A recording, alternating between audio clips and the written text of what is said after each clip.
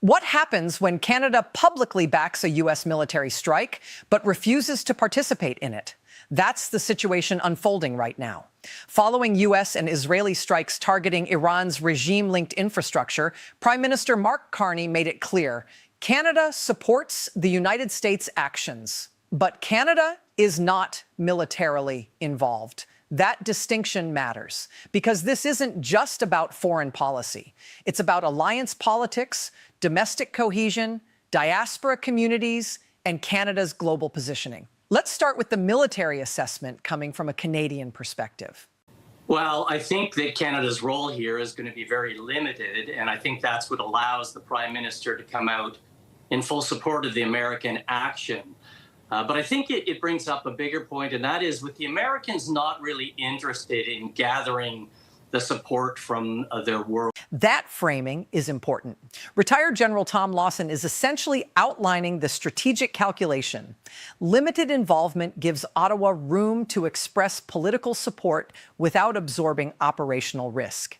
In other words, Canada can align diplomatically without being drawn into direct confrontation. But that also raises a deeper question. Why support at all? Let's listen to the Prime Minister directly.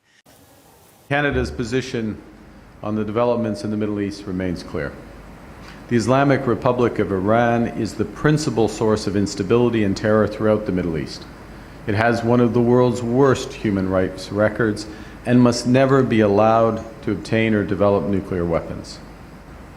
That statement is precise. It identifies Iran as a destabilizing force. It reinforces non-proliferation.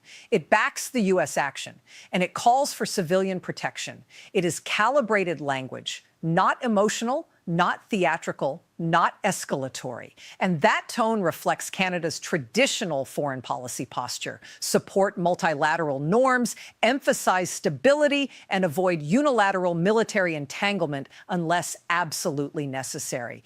But the context here is different. According to reporting, Canada was not involved operationally.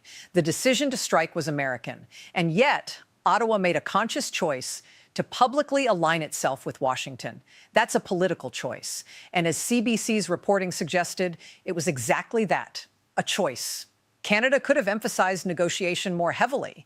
In fact, just hours earlier, diplomatic messaging was leaning toward a negotiated solution. But once the strike happened, the government pivoted clearly. This shows something significant about Canada-U.S. alliance management. When Washington acts decisively in a major security file, Ottawa must respond quickly. Silence can be interpreted as distance. Distance can be interpreted as disagreement. So Canada chose clarity.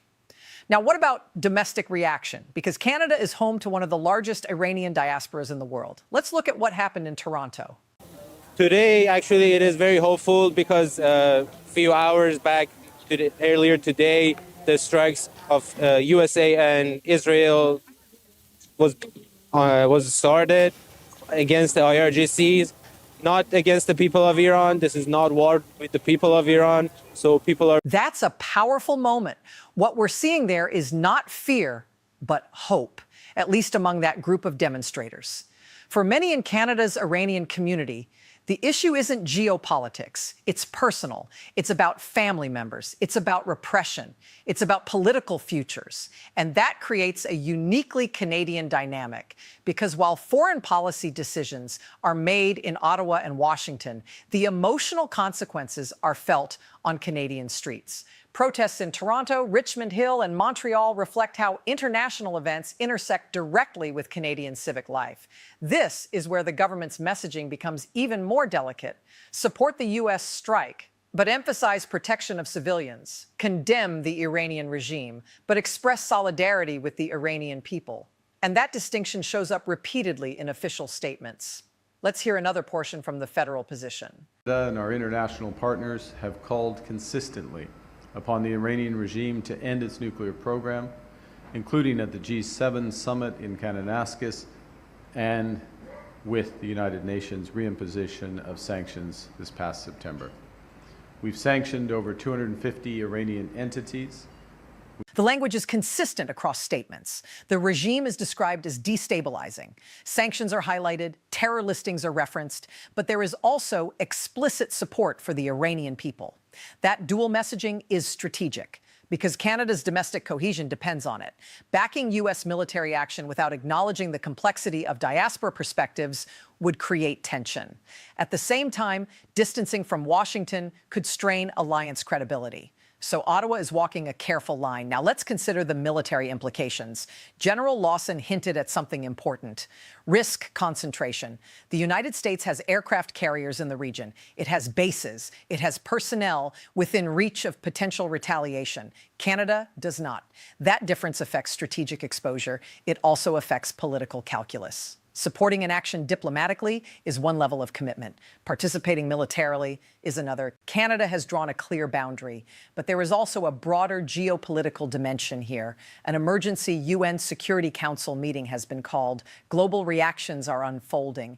Allies are calibrating responses. And this is where Canada's voice matters, not because it controls the outcome, but because it reinforces a multilateral narrative. Canada's messaging emphasizes three pillars: prevent nuclear proliferation, support allies, protect civilians. That framework positions Canada as aligned but restrained.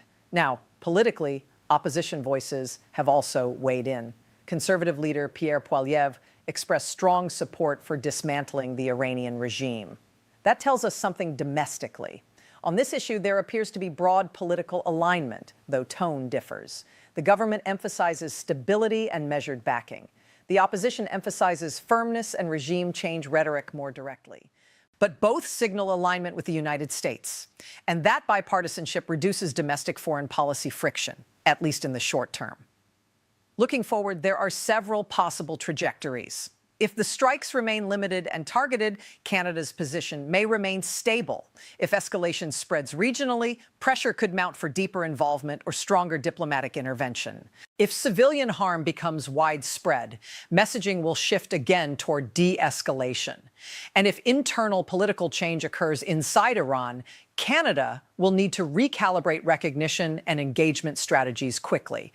This is why the Prime Minister's remark, "In a serious conflict, you have to make choices, Ami," is more significant than it sounds. Canada has made a choice.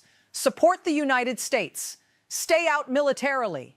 Emphasize civilian protection. Stand with the Iranian people. That's the framework. But foreign policy decisions are not static. They evolve with facts on the ground. For Canadian viewers, the key takeaway is this: this is not simply an overseas conflict. It intersects with Canada's alliance commitments. It intersects with our domestic communities. It intersects with global non-proliferation norms. And how Canada balances those pressures will define its credibility, both abroad and at home. Right now, Ottawa is choosing alignment without entanglement, support without deployment, firm language without escalation. Whether that balance holds will depend entirely on how the situation develops in the coming days. We'll continue to monitor it carefully from a Canadian perspective with clarity, context, and calm analysis. I'll see you in the next breakdown.